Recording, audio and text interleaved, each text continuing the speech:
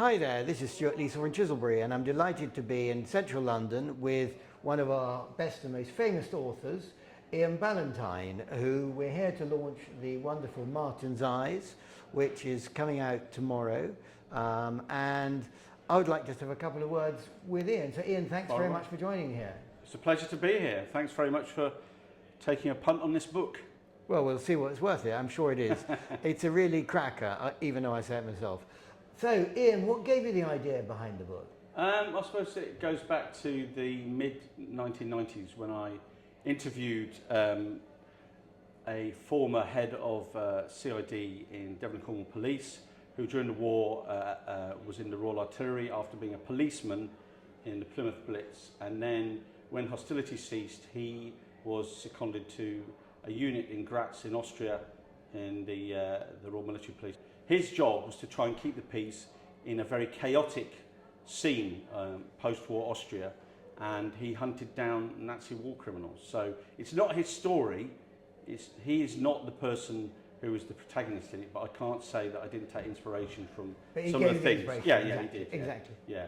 And also I interviewed some victims of what you could call war crimes, who were former prisoners of the Japanese, and it's in talking to them about what kind of people would inflict brutality upon prisoners, and also the war crimes investigator about what kind of people might do it, that it struck me that it'd be useful to do a story that kind of showed people how a seemingly ordinary person from a good home might be involved in certain things. But I don't want to give too much away.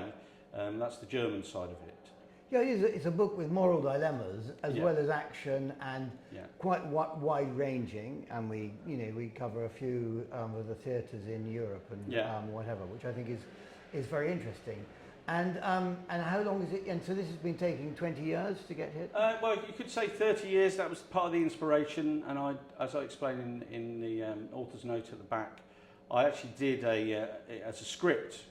On a train ride from Plymouth to where we lived, my family and I lived in the late 90s in Hemel Hempstead, and I decided I would take a notebook and just write down all the scenes, and then I made that into a script, and without digressing too much, I showed it to an agent in London who said that it was good, but at that time it was just the Nazi side of it, the German side of it, and he said, I don't know if we can have just a German, Waffen-SS protagonist. So I then broadened the story about in the early 2000s, and then my current agent, Tim Bates at PFD, when I was having a pint with him in 2012, suggested that actually what I ought to do is put in a British protagonist and have this German guy as the antagonist.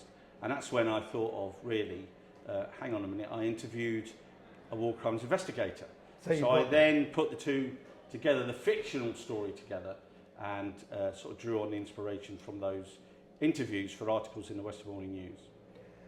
But this is your first novel, but it's not your first book, is it? No. It's taken so long partly because I've written, I don't even know how many, 10, 12 naval history books, and they've been very good. Well, that's where I first came across you. I mean, over 10 years ago, reading one of your Bismarck books. Yeah. And I thought, what a cracking book this was. And then, in a way, what was fascinating in a way, your way of writing was, and we all know what happens in the Bismarck, what happened, but you still were on the seat of the pants, or see whatever, edge of the seat, whichever it is, mixing my metaphors, you know what I mean? But you basically, and that's where I think, what I got, and I think what you've got in this book is the tension that takes you along.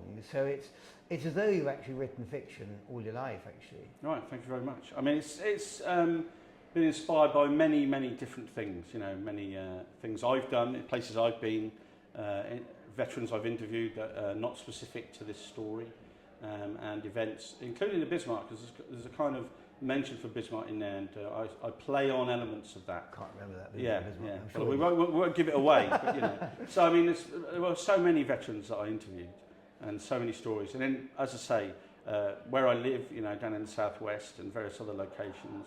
I walk along the southwest coastal path, gave me an idea for some of the Cornish scenes. So there's a lot of different inspirations. Yeah, well, you have got a bit of local. I mean, that's the thing, and actually you can see that you know the area, and obviously you've crossed this river and this bridge. Yes. You've rowed across it yourself, or well, I haven't rowed across it. I've been on a ferry boat. Yeah, I didn't do the hard work. Yeah. But I mean, it's also, I think being a historian or doing factual books, it teaches you to have an eye for detail and to do thorough research. Well, that's one of the things that I would say I really noticed about you as an author, is your meticulous level of detail. I mean, like when you were going on about the sniper or, you know, people from other countries wanted exactly to be right, not just, oh, it's good enough, he picked up his rifle, you know. Yeah, well, he picked up, in a way, it's a bit of Frederick Forsyth almost, like, you go like with the, you know, when you went to the Day of the Jackal, and the detail, he was going literally, the, you know, and I think people like that in a book. Yeah, I mean, my only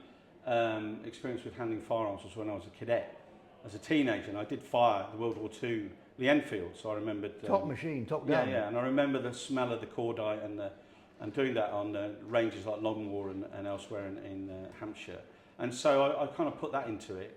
And also, I had done a feature years before for a magazine called Maxim with a Royal Marine sniper who was involved in an incident across the border from Northern Ireland to Southern Ireland.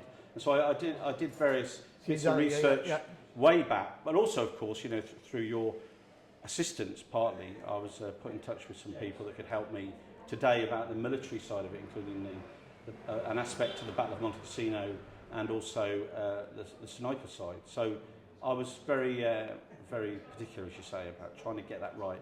Because if you've got friends who are in the military who have done this, and also these days on social media, if you don't at least try, they're going to tell you, aren't they? So what comes next? Have you got any more novels in your... well, that's a leading question, isn't it?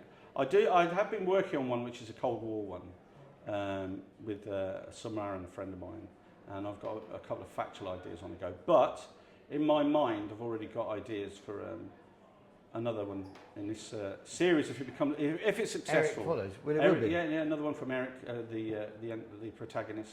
So I've been thinking about that for a while, and I've sort of sketched a few things down. So yeah, good stuff. We'll see how it does. You know. Well, it really deserves it.